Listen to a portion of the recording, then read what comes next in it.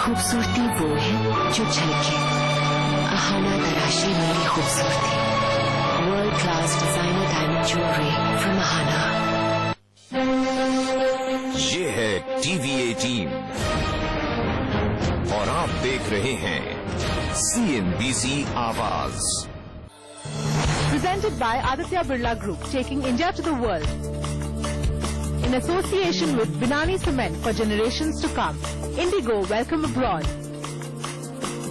And Jaiprakash Power Ventures, power to do good. Digital outdoor partner DSN. Cafe partner Barista Lavazza. Print partner Business Standard. Broadcast partner YouTube.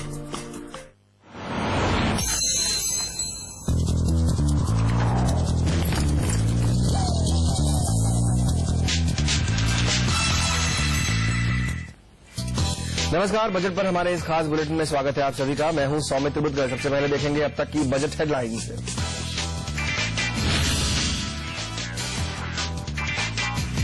Uttar Pradesh के चुनावी रीजों का budget पर दिख सकता है असर। इनकम टैक्स में बड़ी राहत मुमकिन, लेकिन वित्तीय घाटा सुधारने की मुहिम को लग सकता है धक्का।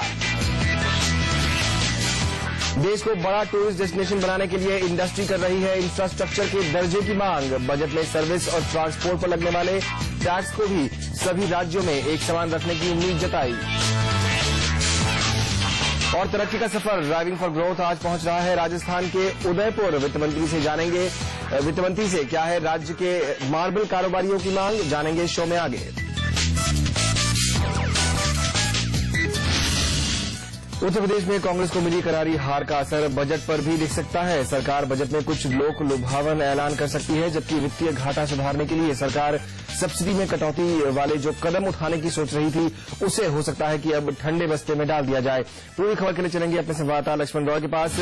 लक्ष्मण, बताइए किस तरह का असर देखते हैं आप ये जो चुनाव के नतीजे आए हैं उसका आने वाले बजट पर?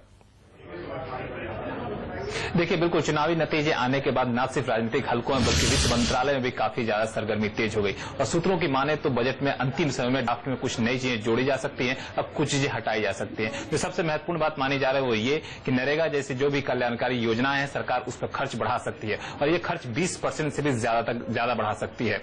दूसरी बात, जो इनकम टैक्स की जो छूट की सीमा है सरकार उसमें भी 2 लाख रुपए से ज्यादा की बढ़ोतरी कर सकती है। तो ये एक राहत होगी आम लोगों के लिए जो देने की कोशिश सरकार करेगी। साथ ही साथ जो सब्सिडी कटौती के रोड मैप का ऐलान करने वाली थी, जो माना जा रहा था बजट में सरकार सब्सिडी कटौती के लिए रोड मैप का ऐलान करेगी, उसमें भी सरकार अब नरमी बरत सकती है। डीजल डिकंट्रोल जैसे चीजों की तरफ सरकार जो आगे बढ़ रही थी उसमें माना जा रहा है कि थोड़ा सा ब्रेक लग जाएगा और ये सारा कुछ होगा और इसका सीधा असर दिखेगा फिस्कल डेफिसिट को लेकर के। फिस्कल डेफिसिट को कम करने के लिए सरकार की जो कोशिश थी उसको भी एक बड़ा झटका इन सब चीजों से लगेगा। हालांकि सरकार फिस्कल डेफिसिट के मोर्चे पे अपना चेहरा छिपाने के लिए हो सकता है कि प्रशासनिक खर्चे में कटौती का ऐलान करे, लेकिन आम लोगों को दी जाने वाली सुविधाएं या सब्सिडी में किसी तरह का कटौती का ऐलान सरकार नहीं कर सकती है। और इन सब का एक ही मकसद होगा कि ये उत्तर प्रदेश के चुनाव के हार के बाद जो इस तरह से काफी ज्यादा खतरे की घंटी कांग्रेस के लिए बज चुकी है, इसको कांग्रेस सुधारना चाहेगी क्योंकि लोकसभा चुनाव में मुश्किल से 2 साल से भी कम का वक्त रह गया है। तो ये बजट काफी अहम साबित होगा कि कांग्रेस अपना जनाधार कैसे बढ़ा पाती है आने वाले दिनों में। बिल्कुल देखना होगा तो तरह के बदलाव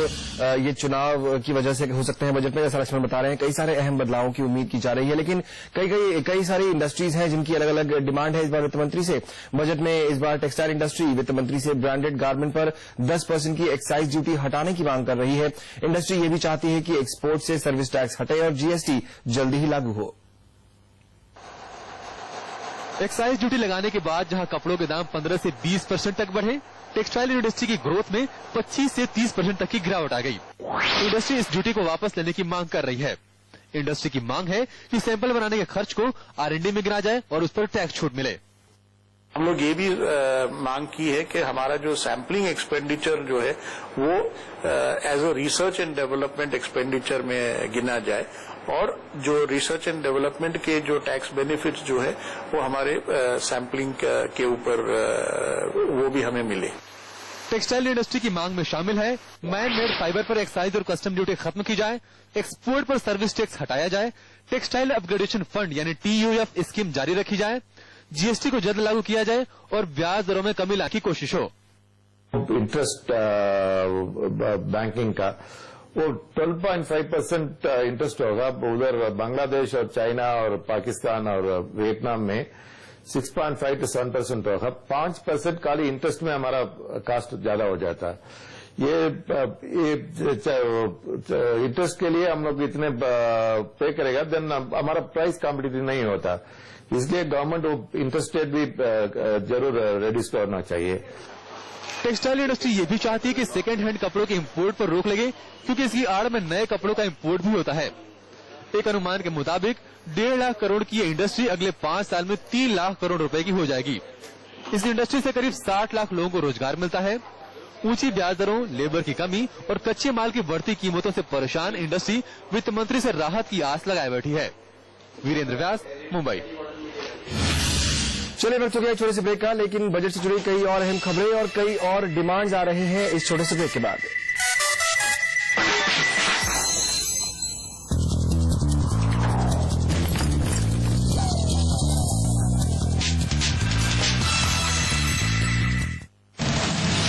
अगर हम कहें कि खजाना भरने के लिए आम आदमी पर टैक्स लगाना नहीं है जरूरी। हाँ, ब्लैक मनी को बाहर निकालने के लिए उठाए कदम, न दिखाए मजबूरी। क्या वित्त मंत्री इस बजट में लेंगे कोई बोल्ड फैसला? ब्लैक एंड व्हाइट में हम बतलाएंगे क्या हो सकता है ये फॉर्मूला। देखिए ब्लैक एंड व्हाइट सिर्फ CNBC आवाज पर। कश्मीर से कन्याकुमारी तक